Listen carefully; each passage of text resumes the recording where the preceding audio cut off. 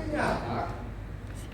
Sebuah industri itu, termasuk industri tambang saya kira ya, itu dia harus menerima nasibnya bahwa kalau mereka tidak bisa berubah, ya lewat.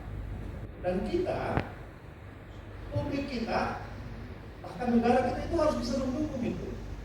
Harus bisa bikin sebuah regulasi tentang itu yang memaksa mereka untuk berubah. Tidak bisa lagi terus-menerus begini dibiarkan. Mereka harus menjalankan, ini kita sebut saja hadis baru, yakni belajarlah mengelola kars sampai ke negeri Cina. Cina yang menutup karsnya, karsnya ditutup, kemudian aspek-aspek yang non karsnya mah yang dikembangkan. Sebagai lapisan warga ini itu sudah punya gambaran yang agak jelas tentang bagaimana harusnya kars ini ditangani ya. Misalnya tadi ada usulan bikin perpustakaan. Juga itu sudah mengerjakan.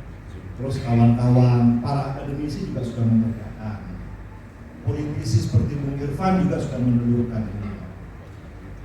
Artinya secara sporadis, kelompok per kelompok, orang per orang itu sebenarnya sudah melakukan sesuatu menyelamatkan kars ini. Tapi problem kita kan tidak ada gerakan nasional. Itu problem kita, tidak ada koordinasi, tidak ada orkestrasi yang membuat kelompok-kelompok yang bergerak dengan ide yang sama ini itu kemudian terhimpun menjadi gerakan bersama.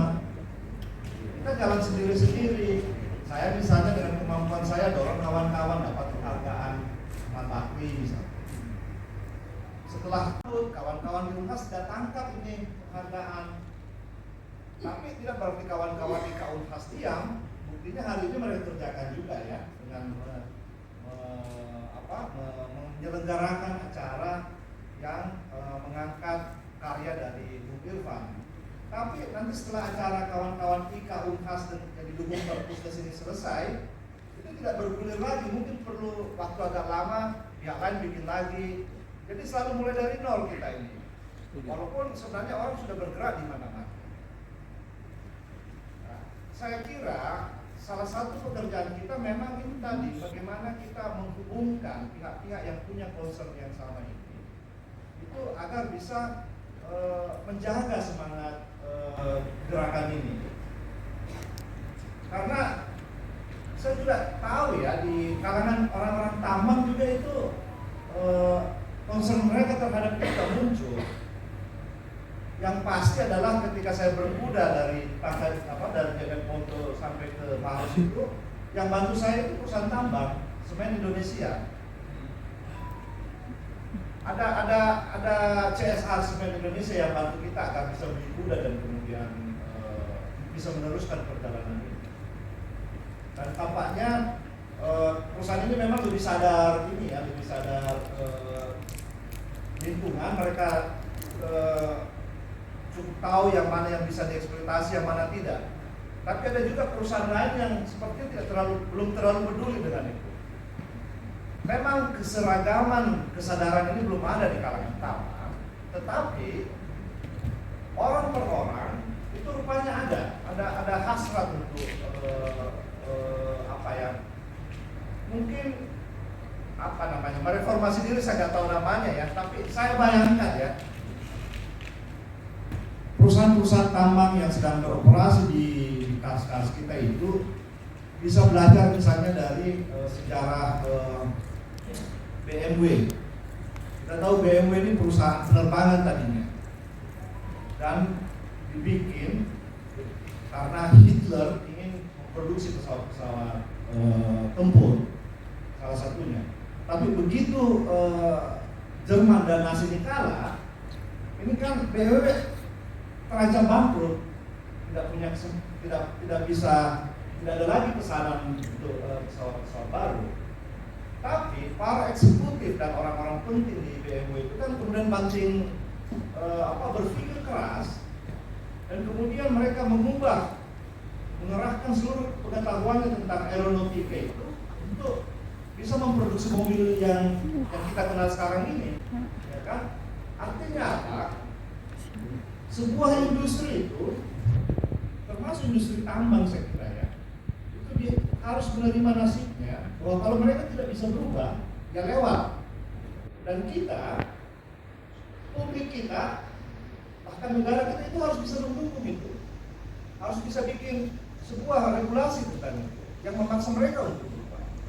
Tidak bisa lagi terus-menerus begini dibiarkan. Mereka harus menjalankan, ini kita sebut saja hadis baru, yakni belajarlah mengelola kars sampai ke negeri Cina. Aduh. Karsnya ditutup, kemudian aspek-aspek yang non karsnya mah yang dikembangkan.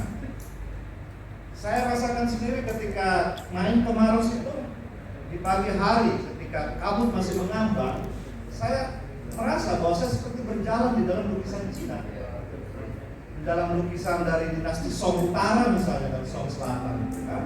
Di daerah orang Cina menyebutnya ini hutan batu, kan memang hutan batu misalnya, Xiaoklin kalau dalam bahasa Cinanya. Pengalaman seperti ini kalau dikelola dengan bagus itu bernilai sangat luar biasa, bukan hanya nilai ekonominya, tapi juga nilai kulturalnya, nilai yang mungkin kawan-kawan yang sekarang bergerak di industri pertambangan barangkali belum terlalu mahir, belum terlalu lihai untuk mengelolanya, tapi itulah yang harus mereka pelajari, dan regulasi mungkin harus dibuat untuk mendorong ke sana. Jadi kalaupun mereka terpaksa bubar, terpaksa bangkrut, ya apa boleh buat? Ya kan? Kalau bank-bank saja boleh bangkrut seperti yang terjadi dengan Silicon Valley Bank sekarang ini ya, dengan Signature di Amerika, kenapa perusahaan-perusahaan tambang nggak bisa dibiarkan bangkrut?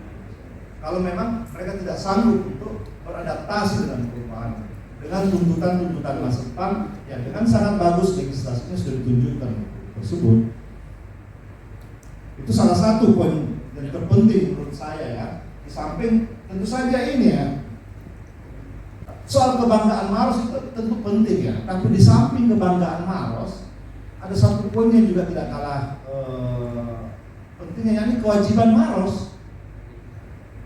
Maros dan Indonesia terutama ya, kan kita punya kewajiban ya, karena kita diberi sesuatu yang nilainya begitu luar biasa, yang barangkali dibanding Cina hanya kalah dalam segi luas, tapi dari segi mutu dan berbagai aspek-aspeknya Cina itu tidak ada apa-apanya. Di sana mungkin cantik secara landscape, tapi tidak ada peninggalan arkeologis atau peninggalan biomolekuler misalnya yang berhubungan dengan evolusi manusia yang mungkin bisa disandingkan dengan yang disumbangkan oleh di daerah Kars itu. Jadi saya sepakat kita harus angkat kebanggaan orang Maros tersebut, tapi kebanggaan ini hanya punya bobot jika dia disandingkan dengan tanggung jawab. Terima kasih. Sebagai lapisan warga ini itu sudah punya gambaran yang agak jelas tentang bagaimana harusnya Kars ini ditangani ya. Misalnya tadi ada usulan bikin perpustakaan. Dua itu sudah mengerjakan. Terus kawan-kawan para akademisi juga sudah mengerjakan. Politisi seperti Bung Irfan juga sudah menelurkan ini.